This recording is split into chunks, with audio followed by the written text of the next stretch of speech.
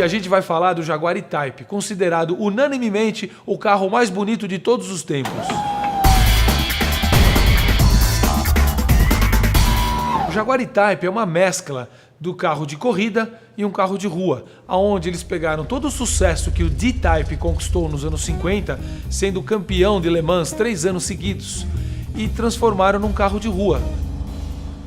O E-Type existiu entre 1961 e 1974, quando deixou de ser fabricado, sendo que em 61 ele foi lançado com o motor 3.8, logo depois de 1 ou 2 anos passou a ter o motor 4.2, que foi um sucesso porque ele tinha 265 cavalos, que naquela época era um motorzão.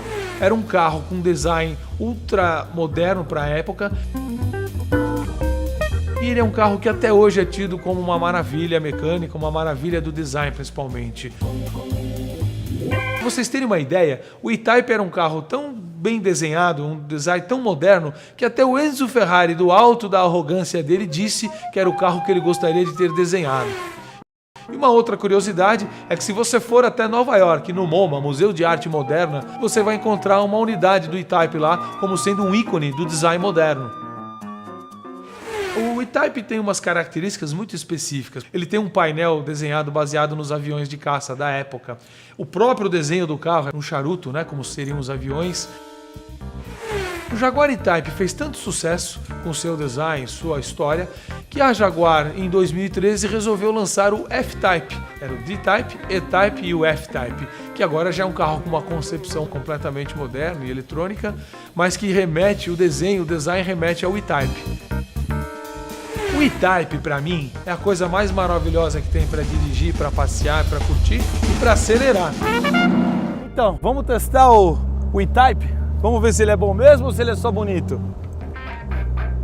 O E-Type, esse modelo é um modelo 1967. Ele é um motor 4.2, 6 cilindros. Tem aproximadamente 250 cavalos. E o bicho acelera. Ele tem um torque macio, estável. Tem um ronquinho. E na época ele já tinha a regulagem do volante aqui, ó. E esse é o E-Type. Olha lá, ó. Uhul! Não é só bonitinho não, ele é bonitinho e ordinário. Ai meu Deus, essa foi demais. E aí, gostaram do E-Type? Esse foi o último episódio dessa temporada. Para a próxima temporada, eu conto com a opinião de vocês. Bye!